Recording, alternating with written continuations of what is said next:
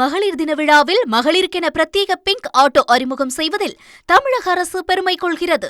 சென்னை மாநகர் மற்றும் அதன் சூழ்பகுதிகளில் ஆட்சேபனையற்ற புறம்போக்கு நிலங்களில் 10 ஆண்டுகளுக்கு மேல் வசிக்கும் தகுதியுடைய குடும்பங்களுக்கும், அதேபோன்று மாவட்ட தலைநகரின் 16 கிலோமீட்டர் சுற்றளவிற்குள் உள்ள பகுதிகளில் மற்றும் நகராட்சி மற்றும் பேரூராட்சியின் 8 கிலோமீட்டர் சுற்றளவிற்குள் உள்ள பகுதிகளில் வீட்டுமனை ஒப்படை வழங்க விதிக்கப்பட்ட தடையாணை ஒருமுறை தளர்வு செய்யப்பட்டுள்ளது. மேலும் ஆட்சேபனையற்ற புறம்போக்கு நிலங்களில் 5 ஆண்டுகளுக்கு மேல் வசிக்கும் மக்களுக்கும் வீட்டுமனை பட்டாக்கள் வழங்கப்படும். உயர் தெளிவுத்திறன் செயற்கைக்கோள் ஒளிப்படங்கள் உதவியுடன் பன்முக தொழில்நுட்பங்களின் வாயிலாக உயர் தெளிவுத்திறன் பெருவிகித அளவிலான high resolution large scale map வரைபடம் ஒன்று நமது மாநிலத்திற்காக உருவாக்கப்படும். இதன் மூலம் நில அளவை, பேரிடர் மேலாண்மை திட்டமிடல் மற்றும் இதர உட்கட்டமைப்பு திட்டங்களுக்கு இவ்வரைபடங்கள் மிகவும் பயனுள்ளதாக இருக்கும். நிதி மேலாண்மை. டாக்டர் அரவிந்த் பனகாரியா தலைமையில் 16ஆம் நிதி ஆணையம் தமிழ்நாட்டுக்கு வருகின்ற போது நமது அரசு வலுவான கோரிக்கைகளை தகுந்த தரவுகளோடு முன்வைத்தது. அவற்றில் மாநிலங்களுக்கான நிதி பகிர்வை 50% அதிகரித்து, மாநிலங்களுக்கு இடையேயான நிதி பகிர்வுக்கு முற்போக்கான கணக்கீட்டு முறையை பின்பற்றுதல், மறுபகிர்வு என்ற பெயரில் வளர்ந்த மாநிலங்களுக்கு இழப்பு ஏற்படுத்துவதை தவிர்த்து அவர்களின் செயல்திறனுக்கு உரிய நிதி பகிர்வை அளித்தல், வேகமாக வளர்ந்து வரும் நகர்ப்புற மக்கள் தொகை, அடிக்கடி ஏற்படும் இயற்கை பேரிடர்கள் மற்றும் முதியோர் மக்கள் தொகை போன்ற குறிப்பிட்ட சவால்களை எதிர்கொள்வதற்கான நிதி ஆதாரங்களை ஒதுக்குதல் ஆகியவற்றை முக்கியமானதாகும்.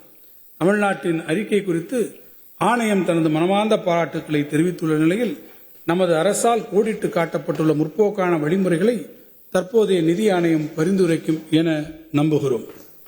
மாநிலத்தின் பரவலான வளர்ச்சிக்கு வலுவான கடன் பொருளாதாரம் கிரெடிட் எக்கானமி இன்றியமையாதாகும். இதனை நன்கு உணர்ந்துள்ள இந்த அரசு வேளாண்மை, சிறு குறு நிறுவனங்கள், மகளிர் சுய உதவிக்குழு, கல்வி ஆகிய முன்னுரிமை துறைகளுக்கு கடன் வழங்கும் வங்கிகளுக்கு முன் எப்போதும் இல்லாத அளவிற்கு வரும் நிதியாண்டிற்கென 9.5 லட்சம் கோடி ரூபாய் என உயர் இலக்கினை இந்த அரசு நிர்ணயித்துள்ளது. இது கடந்த ஆண்டை விட 17.47% அதிகமாகும். தமிழ்நாடு அரசு ரிசர்வ் வங்கியின் புத்தாக்க மையத்துடன் இணைந்து வங்கிகள் கடன் வங்கியிடும் நடைமுறைகளை எளிமைப்படுத்தும் வகையில் ஒருங்கிணைந்த கடன் வழங்கும் அமைப்பு யூனிஃபைட் லெண்டிங் இன்டர்ஃபேஸ் தொழில்நுட்பத்தை பல்வேறு வங்கிகளின் மூலம் தமிழ்நாட்டில் விரைவில் அறிமுகப்படுத்த உள்ளது. இதன் மூலம் நமது விவசாயிகள், பால் உற்பத்தியாளர்கள், சிறு மற்றும் குறு தொழில் முனைவோர்கள் என அனைவருக்கும் விண்ணப்பித்த மிக குறுகிய காலத்தில் கடன் வழங்கி அவர்களின் வாழ்க்கை தரத்தினை மேம்படுத்த உதவியாக இருக்கும். தமிழ்நாட்டின் மாநில மொத்த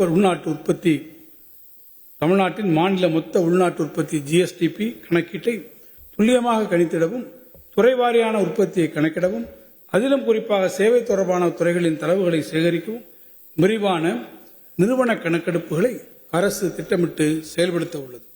5 கோடி ரூபாய் நிதி ஒதுக்கீட்டில் மேற்கொள்ளப்படவிருக்கும் இக்கணக்கெடுப்புகள் தமிழ்நாட்டின் பொருளாதாரத்தை துல்லியமாக அளவீடு செய்வதற்கும் தரவு சார்ந்த கொள்கை முடிவுகளை அரசு எடுப்பதற்கும் வழிவகுக்கும். சிறந்த மற்றும் வெளிப்படையான நிர்வாகத்தினை வழங்கும் பொருட்டு நமது அரசு பல்வேறு சீர்திருத்தங்களை மேற்கொண்டு வருகிறது. விளைபொடிகள் கோருவதற்காக மின் ஒப்பந்த புள்ளி நடைமுறையை நடைமுறைப்படுத்துதல், விளைபொடிகளில் வங்கி உத்தரவாதத்தினை இணைய வழியில் பெறுதல், ஒப்பந்ததாரர்களை இணைய வழியில் பதிவு செய்தல் ஆகியவை இவற்றில் அடங்கும்.